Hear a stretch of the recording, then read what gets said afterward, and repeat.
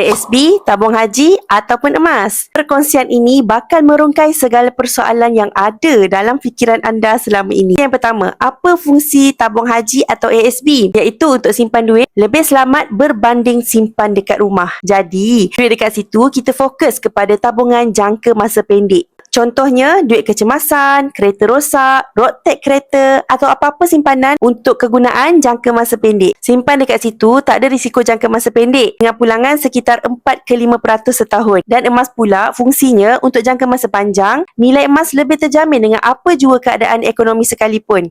Harga emas dalam jangka pendek ada turun dan naik. Tapi, menurut rekod 20 tahun, harga emas meningkat sekitar 10% setiap tahun. Harga emas confirm naik sebab faktor inflasi dan kejatuhan wang ringgit. So, mula dulu tabungan emas pertama dengan serendah RM100 dan letak target untuk capai 200 gram pertama. Ia sebagai tabungan jangka masa panjang untuk melindungi kekayaan. Tak perlu pilih mana satu, dua-dua pun kita perlu. Bagi yang berminat nak mulakan tabungan emas serendah RM100 ataupun nak bermula dengan 1 gram, boleh rujuk pin video di profil. Hana akan bantu dan bimbing sebaiknya.